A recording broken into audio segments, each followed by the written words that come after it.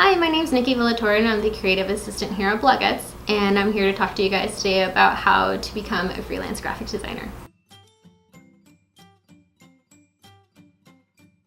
I first started doing graphic design when I was 16 years old, so it took me a long time to actually do freelance work. So I started about when I was like 19 years old, and I think it has a lot to do with style, which leads into my first point. Figuring out your style is definitely the most important thing, and what will help you figure out what kind of clients or work to take in. Definitely don't be afraid of saying no, even though it's nice to have extra money in your pocket. I think it's the most important thing about it is what's more beneficial to your portfolio and what will help you be a stronger freelance graphic designer in the end. And as a freelance graphic designer, I like to have a step-by-step process. That way my client is in the loop and knows exactly what's going on. Just because I'm always doing things remotely, so it's nice to be able to, for my clients to know exactly what's happening within that. First step when it comes to freelance graphic designing is I send off a mood board, and that way the client knows what I was feeling and what I was thinking for their brand, and that way you don't go into doing any logos that maybe they weren't looking into, or that's not like really their personality. So having a mood board is definitely nice, and when presenting mood boards, have different feels for each of them, and have colors. That way they can run off of that too.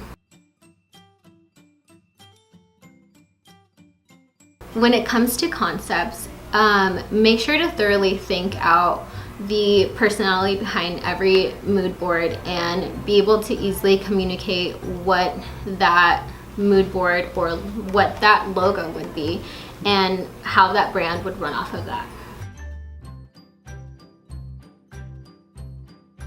So when it comes to designing, it's typefaces, simplicity, and hierarchy are the most important thing within it. So the importance behind typefaces is that when that person is walking across that flyer, it's easily legible, and the hierarchy definitely helps them like place their eyes where to look at first and where to look at second. So you should definitely think of that when it comes to designing. And as a freelance graphic designer, communication and deadline is definitely key. That way that your client just knows what's going on again. And then deadlines. Make sure to ask about deadlines, just because it's nice to have deadlines to know when you need to get started on it and when you need to get finished on it.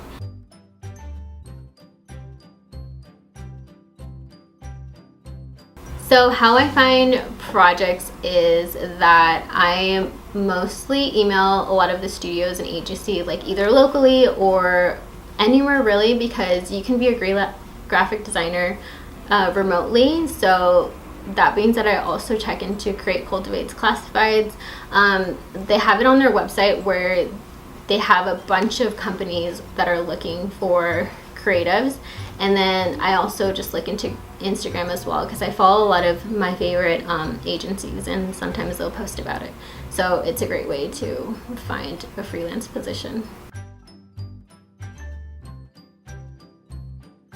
So what to put in your portfolio is to have your best projects, of course, and then have a variety of them, because it's not every company is going to have your style, and it's nice to be able to adapt into different styles as a graphic designers, and that way you're capable just of doing a lot more different things.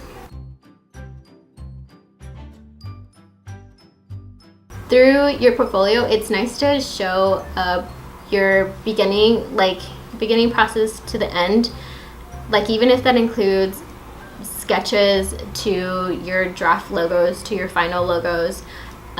It's nice to have in there, just because anyone likes to see like where you started and where you finished, and it's also amazing to see the final outcome.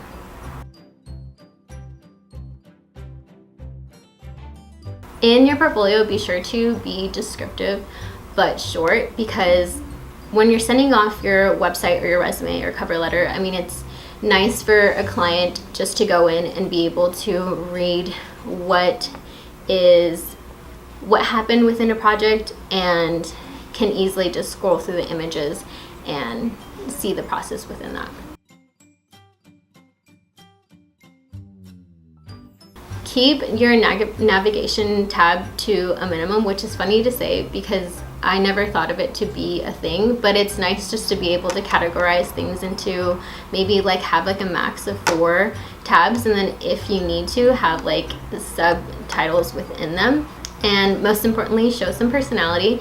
You are selling yourself as a designer, but you also are going to be a part of a team, so it's nice to be able to, you know, show a little bit of who you are, and they expect, or they kind of get like a feel of who you are as well. So thanks guys, I hope you enjoyed the video. A lot of the process that I talked about is definitely what we do here at Bloguettes. So if you ever need any help with your brand or coming up with a logo or even rebranding yourself, please feel free to check us out. And if you like this video, please subscribe to our channel and give us a thumbs up.